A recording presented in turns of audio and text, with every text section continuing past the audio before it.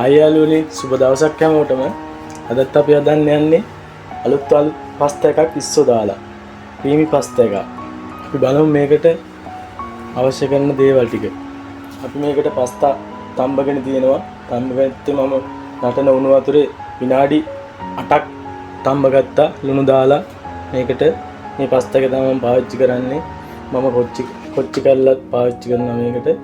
ඒ වගේම චොප් අනියන් තියෙනවා, chop garlic තියෙනවා, බටර් තියෙනවා.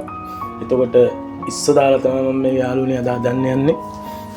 මේ තියෙනවා ඉස්සෝ. මම මේක මැරිනේට් කරගෙන තියෙන්නේ. සෝල්ට් පෙපර් දාලා.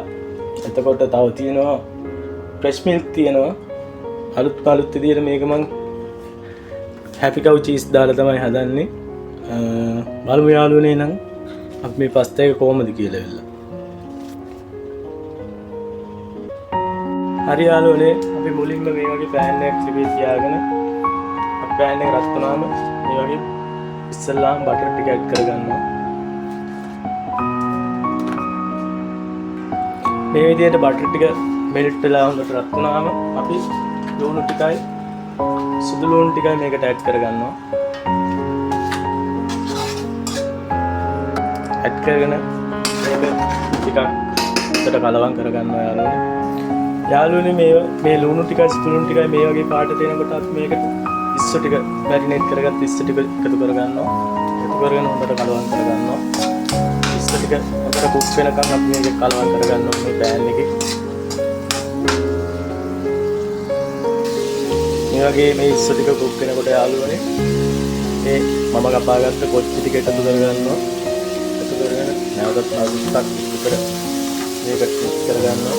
කුක් වෙන්න ලොකු වෙලාවක් යන්නේ. තව ටිකක් කුක් කරගමු. මේක මේ විදිහට කුක් වෙනකොට යාළුවනේ මම ටිකක් කරට ගන්න ඉන්න. අමුත්තක් මිරිස් කුඩු, තේලි, පාගයක් වගේ එකතු කරගන්නවා මේකට. එකතු කරගෙන හොඳින් කලවම් කරගන්නවා. කලවම් කරගෙන දැන් මේ ඉස්සෝ ටික හොඳට කුක් වෙලා තියෙනවා. මේ ඔයාලට පේනවා.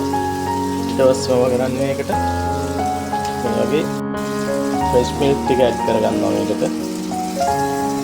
කරගෙන හොඳට කලවම් කරගන්නවා. කලවම් කරගෙන මේකට මම ක්‍රාෆ්ට් චීස් ටික දාගන්නවා. දාලා නැවතත් හොඳට කලවම් කරගන්නවා.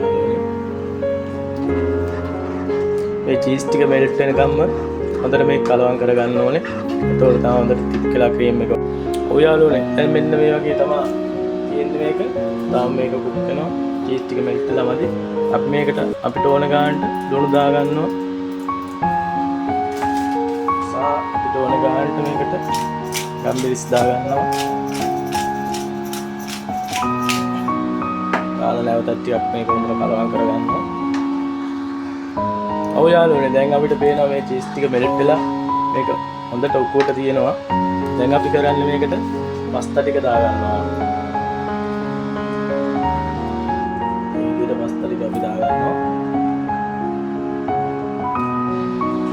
දාගෙන මේක හොඳට කලවම් කරගන්නවා යාළුවනේ. හොඳට මේ ක්‍රීම් එක යාළුවනේ මේ පස්තා එකේ තැවරෙනකම් මේක කලවම් කරගන්න ඕනේ. එතකොට තමයි මේකේ රස තියෙන්නේ. හරි යාළුවනේ මෙන්න මේ විදිහට තමයි අපේ පස්තා එක ආවේ.